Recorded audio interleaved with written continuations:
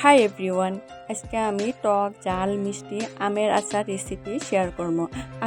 আচার শব্দটা শুনলে সবারই কিন্তু মুখে পানি চলে আসে।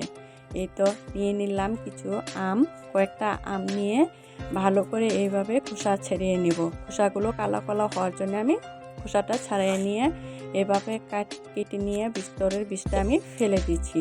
ফেলে দেওয়ার পর সেম প্রসেসে আমি সবগুলো আমি এইভাবে কেটে নিব টুকরো টুকরো করে। তারপর এই আমগুলোতে পানি দিয়ে ভালো করে ওয়াশ করে নিব।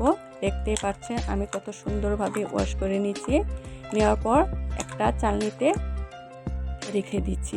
কিছুক্ষণ রাখার পর একটা শুকনো কাপড় দিয়ে আমি ভালো করে পানি শুকিয়ে এটা আমি আধা ঘন্টার জন্য ফ্যানের নিচে রেখে দিব।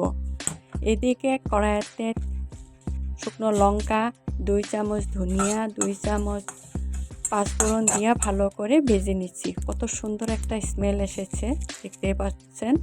আমি ভালো করে ভাজার পর এটা আমি ঠান্ডা হওয়ার জন্য রেখে দিচ্ছি। এইদিকে আমও শুকিয়ে গেছে, আধা ঘন্টা হয়ে গেছে। তারপর কাঁটা চামচ দিয়ে এরকমভাবে ছিদ্র করে তার উপর দিয়ে দিলাম হলুদ গুঁড়ো, লঙ্কা গুঁড়ো দিয়ে ভালো করে মিক্স করে রেখে দিচ্ছি। এইদিকে ভেজে রাখা জিরাগুলো আমি ভালো করে পাউডার করে নিচ্ছি।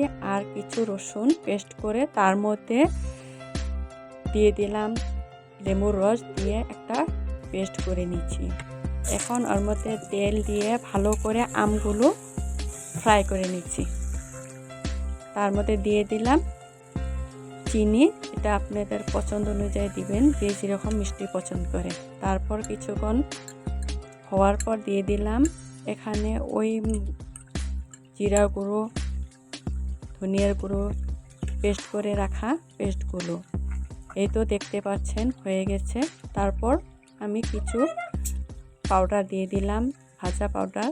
হয়ে গেল, দেখুন বাস আমাদের আচার সুন্দর লোভনীয়।